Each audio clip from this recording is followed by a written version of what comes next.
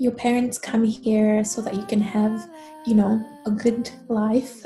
So you can be a doctor or an accountant. It is draining, like sitting in a room thinking, shoot, I'm the only woman in this room.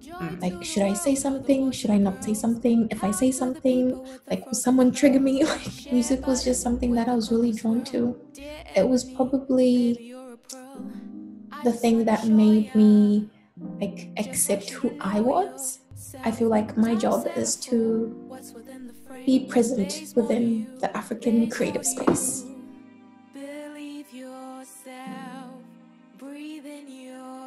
I didn't know any of the African kids at the time who like took photography and painting, and so I thought it was my responsibility to be that person for someone younger.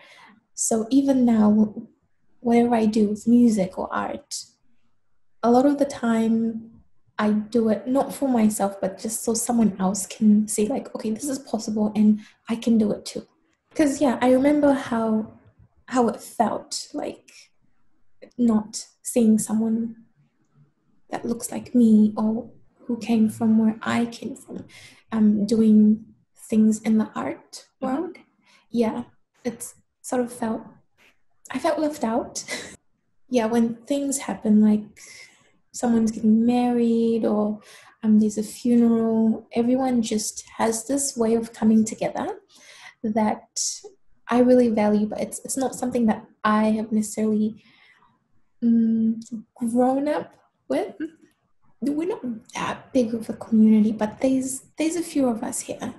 We do get together every October for the Zambian independence. Yeah, I try to go as much as I can, but like I'm still very anxious sometimes because I'm still trying to like figure out my place. Because we moved here, I've always felt like I can't relate to anyone here in New Zealand, and when I do go back home, I feel like I can't relate there as well. So I'm just learning to be comfortable in this weird limbo space. Okay, well, while I was studying, to be honest, it was the most stressful thing I did because I moved from Auckland to Hamilton. So it was my first time living alone, first time working, first time being an adult.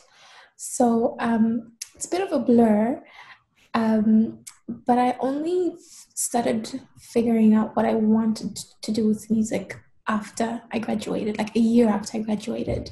I just worked and was really confused and lost about what I was wanting to do, and also like going back and forth of, oh man, I'm not good enough, or just the usual doubting yourself. My mindset changed. I realized that this is what I'm meant to be doing. It doesn't matter what I'm doing like outside of music, but music is always my number one. It's what I'm thinking about 24/7 all the time. Challenge that I had in the past was I always thought I had to be signed to feel like I was good. My music was good enough, or for I felt like being signed would validate my craft. And it took a while for me to realize like I can do all the things I want to do without being signed. Oh yeah, I feel like that's an everyday thought. Yeah. Like it comes in waves. Yeah, I think for me, one of my biggest insecurities is definitely my voice.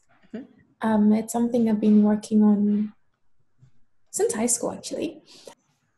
I mean, I'm sure this is on everyone's mind lately, but just there's so many people being oppressed. And I get passionate about it, and then I get angry about it, and then I get sad about it. So I've told myself I'm not going to think about it for the next 2 months, because it can get a bit overwhelming. I'm really learning to just step back. Like I don't, someone else can fight for me for this one. Like I really need to take care of myself right now. I love art, like any visual, audio art, I love. And my favorite place in the whole world is any art gallery. So what I would love to do is to have like musical exhibitions in like gallery or art spaces.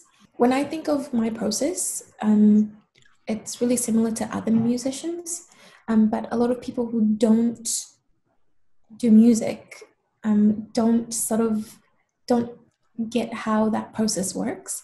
So what I would love to do is to have the process like in a room and then have a performance. So you can like sip your wine, walk around, have a look at the process or any like visual installations, have a look at that while I'm singing. Time and space to work on your mind.